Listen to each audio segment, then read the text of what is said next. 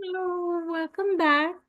I'm Donna Vanderhoff, and we are studying the game of life and how to play it by Florence Scovel Shinn.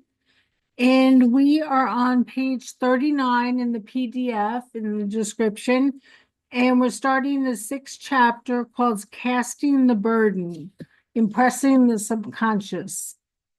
When man knows his own powers and the workings of his mind, his his great desire is to find an easy and quick way to impress the subconscious with good, for simply an intellectual knowledge of the truth will not bring results. In my own case, I found the easiest way is in casting the burden. A metaphysician once explained it in this manner. He said, the only thing which gives anything weight in nature is the law of gravitation. And if a boulder could be taken high above the planet, there would be no weight in that boulder. And that is what Jesus Christ meant when he said, my yoke is easy and my burden is light. He had overcome the world's vibration and functioned in the fourth dimension realm where there is only perfection, completion, life, and joy. He said, come to me, all ye that labor and are heavy laden, and I will give you rest.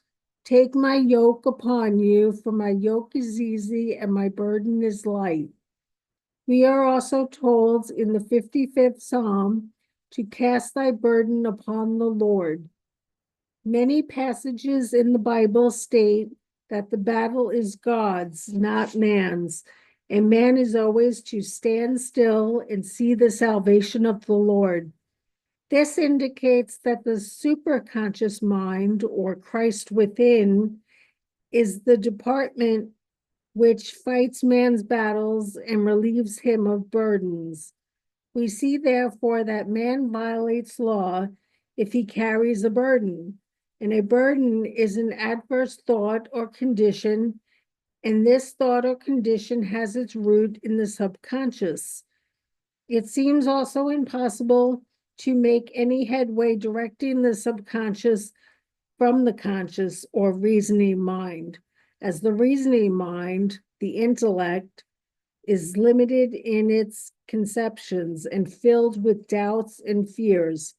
How scientific it then is to cast the burden upon the superconscious mind, or Christ within, where it is made light or dissolved into its native nothingness.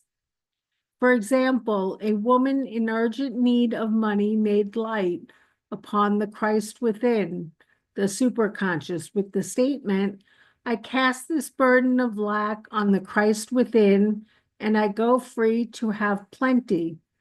The belief in lack was her burden, and as she cast it upon the superconscious with its belief in plenty, an avalanche of supply was the result. We read the Christ in you, the hope of glory. Another example, one of my students had been given a new piano, and there was no room in her studio for it until she moved out the old one. She was in a state of perplexity. She wanted to keep the old piano, but knew of no place to send it. She became desperate as the new piano was to be sent immediately. In fact, was on its way with no place to put it. She said it came to her to repeat, I cast this burden on the Christ within and I go free. A few minutes later, her phone rang, and a woman friend asked if she might rent her old piano, and it was moved out a few minutes before the new one arrived. I knew a woman whose burden was resentment. She said, I cast this burden of resentment on the Christ within, and I go free to be loving, harmonious, and happy. The almighty superconscious flooded flooded the subconscious with love, and her whole life was changed. For years, resentment had held her in a state of torment and imprisoned her soul, the subconscious. The statement should be made over and over and over, sometimes for hours at a time, silently or audibly, with quietness but determination. I have often compared it to winding up a Victrola. We must wind ourselves up with spoken words. I have noticed in casting the burden, after a little while, one seems to see clearly. It is impossible to have clear vision while in the throes of carnal mind. Doubt, doubts and fear poison the mind and body, and imagination runs riot, attracting disaster and disease. In steadily repeating the affirmation, I cast this burden on the Christ within and go free, the vision clears, and with it a feeling of relief. And sooner or later comes the manifestation of good, be it health, happiness, or supply. One of my students once asked me to explain the darkness before the dawn. I referred in a preceding chapter to the fact that often before big demonstration, everything seems to go wrong, and deep depression clouds the consciousness. It means that out of the subconscious are rising the doubts and fears of the ages. These old derelicts of the subconscious rise to the surface to be put out. It is then that man should clasp his symbols like Jehoshaphat and give thanks to that he is saved, even though he seems surrounded by the enemy, the situation of lack or disease. The student continued, "How long must one remain in the dark?" And I replied, "Until one can see in the dark." And casting the burden enables one to see in the dark. In order to impress the subconscious, active faith is always essential. Faith without works is dead. In these chapters, I have endeavored to bring about this point. Jesus Christ showed active faith when he commanded the multitude to sit down on the ground before he gave thanks for the loaves and fishes. I will give another example showing how necessary this step is. In fact, active faith is the bridge over which man passes to his promised land. Through misunderstanding, a woman had been separated from her husband, whom she loved deeply. He refused all offers of reconciliation and would not communicate with her in any way. Coming into the knowledge of spiritual law, she denied the appearance of separation. She made this statement: "There is no separation in divine mind.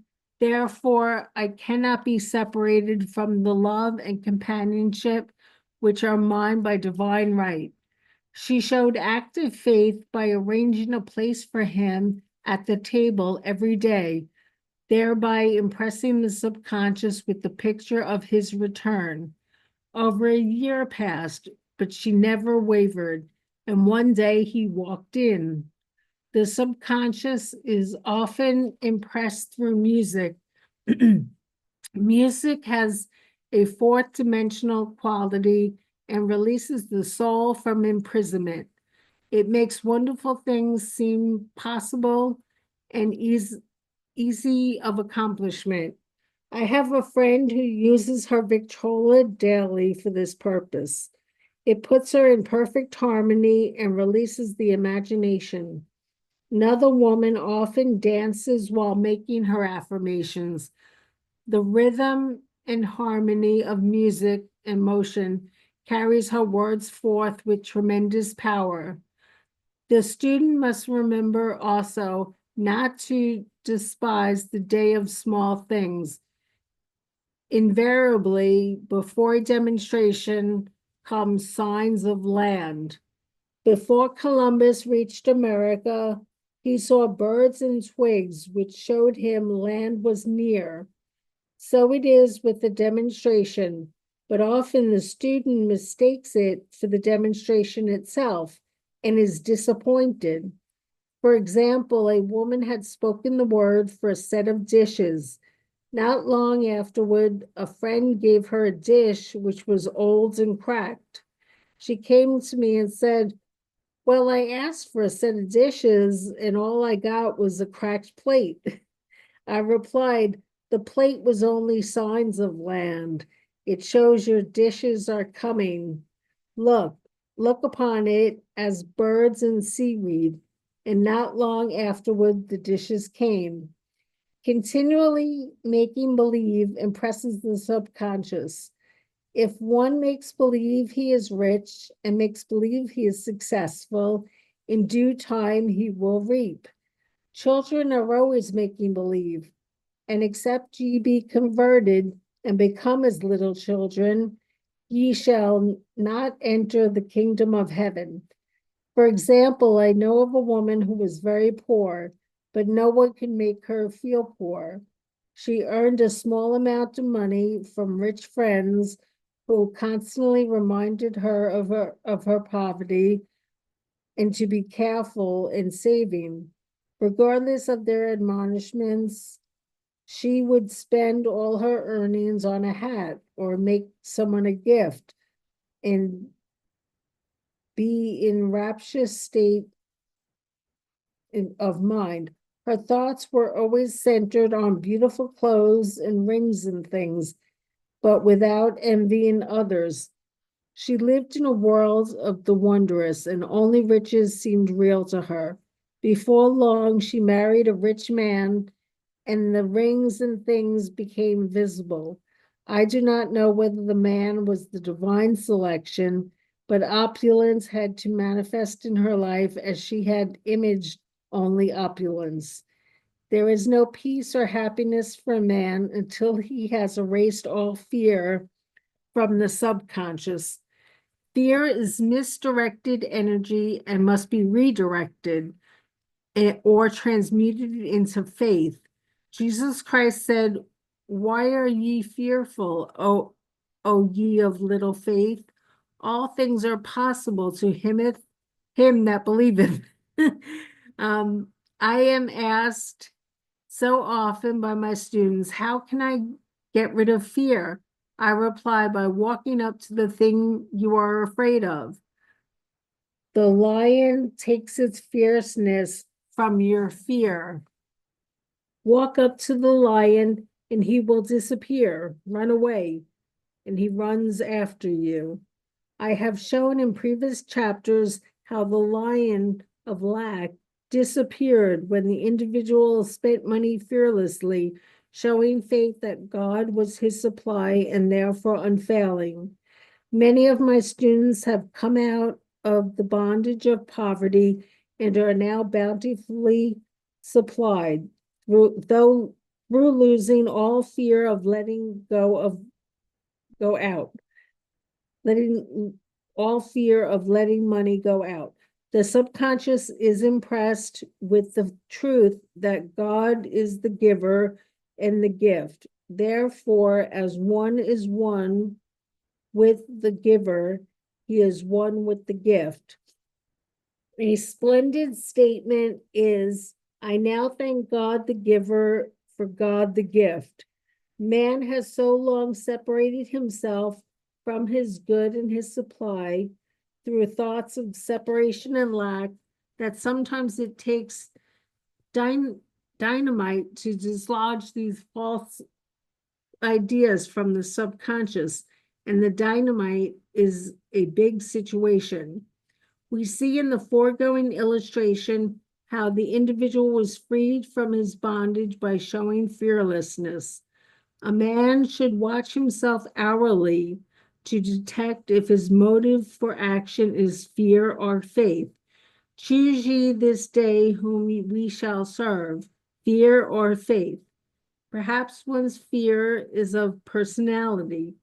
Then do not avoid the people feared. Be willing to meet them cheerfully, and they will either prove golden links in the chain of one's good or disappear harmoniously from one's pathway. Perhaps one's fear is of disease or germs.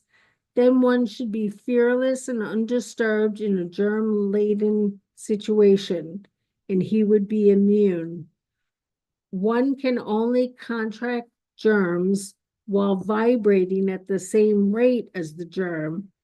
Fear drags man down to the level of the germ.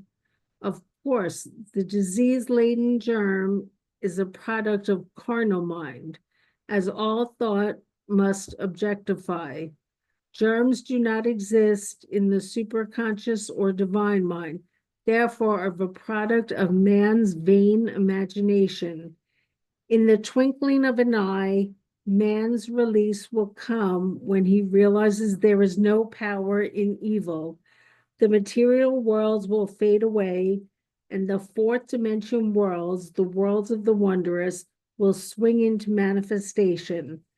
And I saw a new heaven and a new earth, and there shall be no more death, neither sorrow nor crying, neither shall there be any more pain, for the former things are passed away. And that's the end of this chapter. This was a really great chapter. She said so many wonderful things here. I wanted to explain this a little, because you have your subconscious mind is controlling like 96 to 98% of what you do in the world. Your conscious mind, like there's a drawing of like a little stick person, and there's a line through it, and your conscious mind is up on top, and then the subconscious is below it. And your conscious mind is connected with your senses. It sees, hears, does all the senses. And that's the way we take in information. That's how we interact with our world. And most people have been brought up to depend on their senses for their information.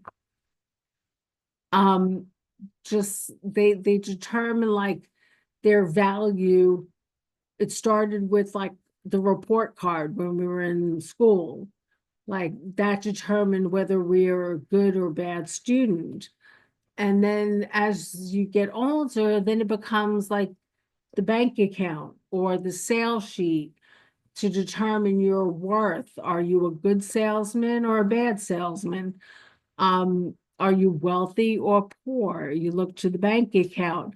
But what I want to try to get us to do is to not look at our senses, what our senses are feeding us, to kind of like separate ourselves from reality going on. We create our reality by impressing our subconscious with our dreams, with what we desire. We have a power flowing into us at all times. Divine power, it's energy. There are photographs where you could see energy leaving a person's body. There's energy all around us, and it's flowing into us, and we're able to form thoughts in our conscious mind. And we impress these thoughts because we think like, what would you love? You ask yourself that question, and then you think a thought of what you would love. You get a goal in mind, what you want to go for. And then you start to impress it in the subconscious. You start to, it's all very involved. You start to kind of like create a self-image script for yourself with like affirmations of the person who has achieved your goal. What do they embody? Like, how do they act? What traits do they exhibit?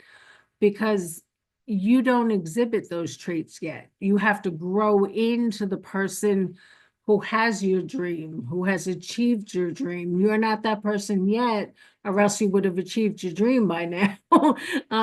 So we have to grow into that person, and it's a process. And that's what she's talking about here, where like you set a goal and then lots of times right before the goal manifests, before it gets achieved, before you achieve your goal, there'll be this moment of disruption, this kind of darkest before the dawn. And that that will come like from your what your subconscious does is your subconscious is running 96 to 98% of what you do is determined by what's going on in your subconscious mind. And what's in there are what's called paradigms. They're sets of beliefs or habits. It is habitual. It's beliefs that have been reinforced into you when you were a child. You know, you always saw people reacting in a certain way, your parents, most likely, you know, when you're young. Um, Reacting a certain way in terms of like money, say, you know, maybe they thought money's hard to make. And so that idea, that thought was impressed in you so much. And when you're young, you're wide open, you're taking all this stuff in because you haven't yet developed your consciousness where you can reject an idea if you don't want to. As you get older, you're able to do that. Once you get past like the age of 7, you develop the consciousness where you can say, no, I don't want that. And you can develop where you can dismiss an idea if you want. Um, and then so all this stuff is getting impressed in you, and it forms like it hardens into beliefs that automatically run your life. Because again, the subconscious is running about like 95% of the time what you do in the world. It's happening automatically without you even thinking. It's kind of like the way driving a car has been, you've done it so many times since high school that it's impressed upon you now. You do it automatically. It's an automatic program in your subconscious. So there are sometimes you'll get home and you'll be like, how did I just do that? I don't remember driving, you know? It'll seem like you didn't really even do it or something, you know, it just happened and all of a sudden you were home. Um, that's because it's happening automatically. Your conscious mind is not thinking of it. Your subconscious is running the show. And it usually is running the show 95% of the time. So you're doing things that you're not consciously aware of. You react in certain ways that you're not even aware of because it's happening automatically. So so that's what they're talking about here. Well, she is um about like it's darkest before dawn because you set a goal and your goal is outside of your comfort zone, which is where your subconscious likes to keep you. Your whole mind wants to keep you in this comfort zone because it feels safe there. Its main goal, your mind's main goal is to keep you alive. And it'll work its hardest to try to keep you alive and keep you safe.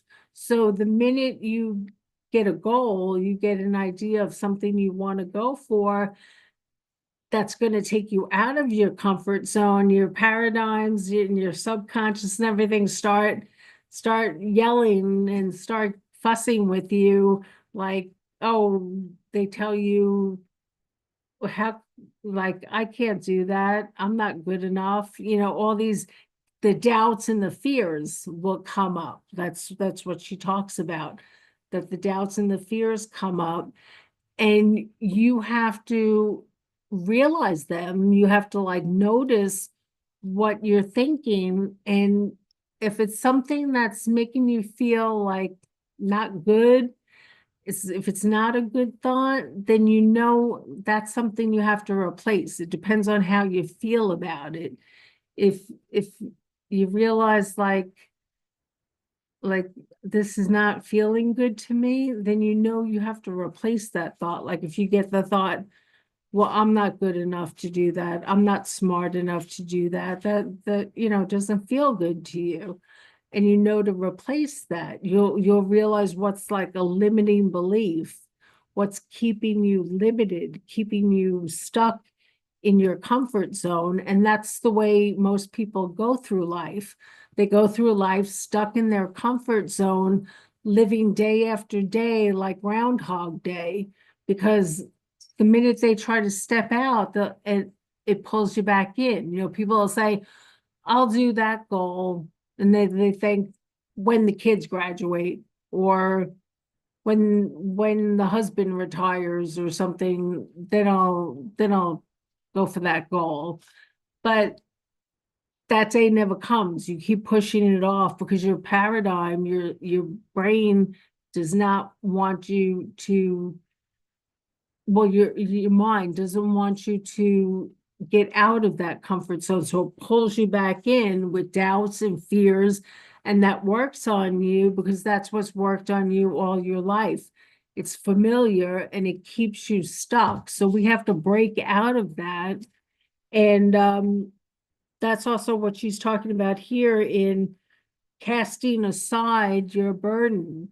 You give it over, like let go and let God. You give it over, you turn it over to a higher power of your understanding, and then it's no longer a burden to you. You've given that problem, that situation you're dealing with over, and then you will achieve your goal if you keep impressing the subconscious with it and with new thoughts. Like if you think I'm not good enough, replace it. I'm good enough. I'm the best. I am smart enough. I know enough. I can do this. You replace it with these positive affirmations and you repeat them to yourself, and then that'll bring about you achieving your goal. You do have to take action. I believe she talks about that. Yeah, faith without works is dead. That means you have to take action. You can't just sit around and think like my higher power is going to take care of this and just bring this to me. You do have to put in the work. There are actions you have to take, but if you quiet your mind and listen to the guidance from yourself, from your higher self, you'll figure out what you need to do. You'll just be inspired to take action. You'll just think, I got to do this. Like I just had an experience of this morning. I just took action. I didn't even like think about it. Just all of a sudden came to me. I was looking something up and then I took action on it. And I don't know how it's going to turn out just yet, but I think it'll be something good. So we'll leave it at that today. And I went for a long time today. Sorry about that. But I think I want to move to like covering more of like the whole chapter at a time. It's better to explain the whole thing kind of at once. And I hope you guys got a lot out of this. And it's a great chapter. Maybe go back and reread it. This is really like the key to everything, this chapter. Okay, well, we'll continue with love tomorrow, the chapter on love. And have a wonderful night, and I will see you tomorrow. Bye.